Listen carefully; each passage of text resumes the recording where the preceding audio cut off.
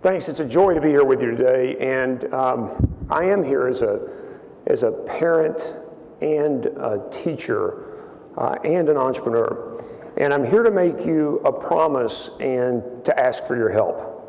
And the promise part is actually fairly easy because the only thing I need from you is to answer one question, and that question is, do you love the great game of entrepreneurship? And I asked that because a friend of mine was soliciting a major Austin, Texas entrepreneur, where I'm from, for a conference with just 20 people. And this top CEO said, I don't do 20 people. I only do 2,000 at Comdex.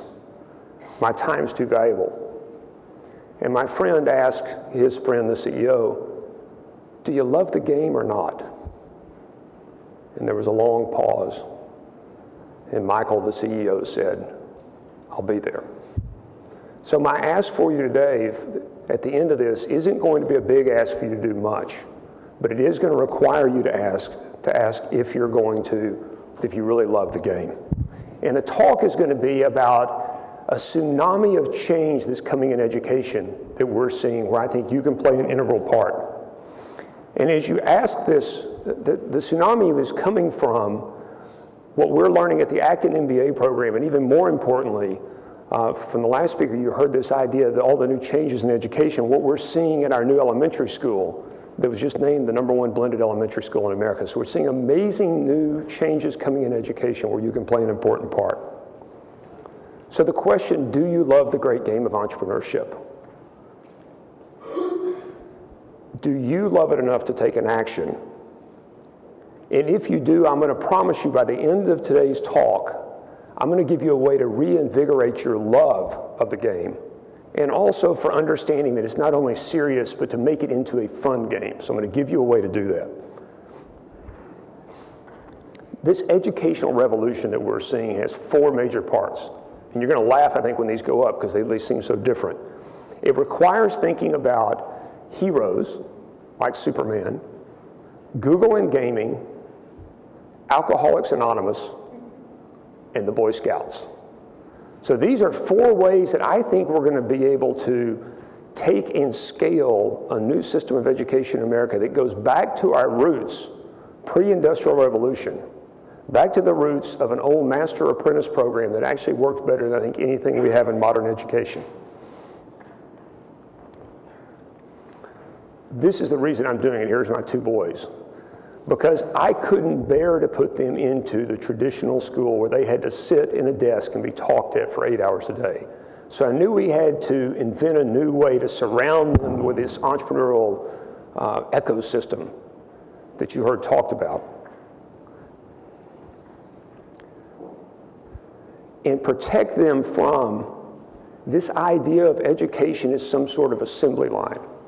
I mean, maybe that was well-meaning when Carnegie and Rockefeller came up with it at the turn of the 19th century, that we needed to find ways to create docile factory workers. I mean, once you understand the purpose of the assembly line education, suddenly rows of lockers in public schools begin to make sense.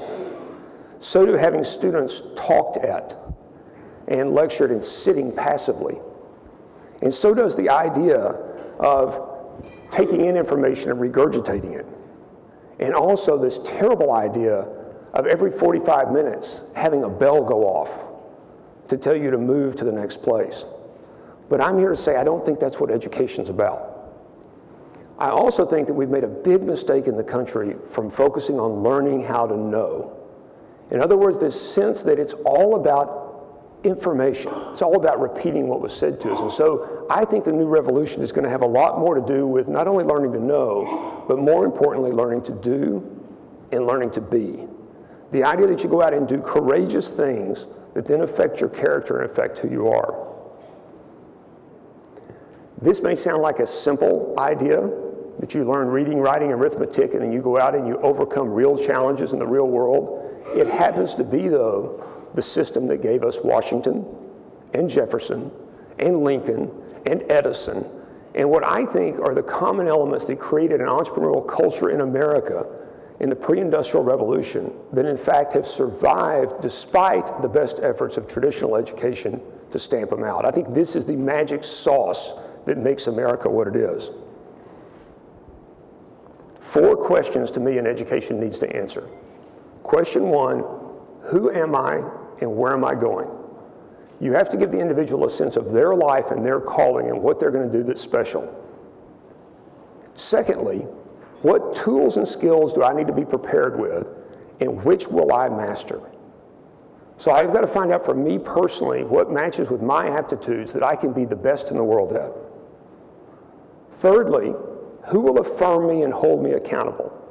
As much as we all love to learn, we need someone to say, attaboy, attagirl, go get them. And by the way, you didn't give your best here. You need to give more. And then fourth, the final question I think education needs to answer, how can I prove what I can do? Something beyond a college diploma at the end with a grade point average that doesn't mean anything, but something that actually shows what I can do. So here's a system we've created and we're working with both on the K-12 level and on the entrepreneurial, the MBA level, the college level. And I'm going to stop here and explain in a minute how the program works on the K-12 level of how we teach. Our students are spending an hour a day on reading, writing, and arithmetic with the newest game-based adaptive software, Khan Academy, Dreambox, ST Math. And I will tell you one thing that I'm absolutely convinced of now is that those programs are revolutionary. Our children are advancing 2.5 grade levels every 10 months, and they're spending an hour a day on reading, writing, and arithmetic. The rest of the time, they are in game-based, quest-based projects where they feel like they're in Thomas Edison's Menlo Park lab doing real electricity experiments. Or they feel like, yesterday in our school, our students were 1787, they were in Philadelphia at the Constitutional Convention, in James Madison's shoes, arguing about separation of powers. These are 6 to 11-year-olds. And they're doing real-world simulations. So they're going out in the world and having real-world challenges the rest of the time in their education. These are children that cry when they have to go home on summer break because they don't want to leave school. Now we're doing the same thing with our MBA students and actually having them go out in the world. At Acton, if you're an MBA program, at one point we give you a stack of books. And we say, you need to go out and sell these. And they're for sale on the internet for $20. Your price is $30. Have at it. And if you don't make your quota, you're not coming back. So we're, again, sending students out in the world for real-world projects. The question for all of us in this room is, how do you scale this?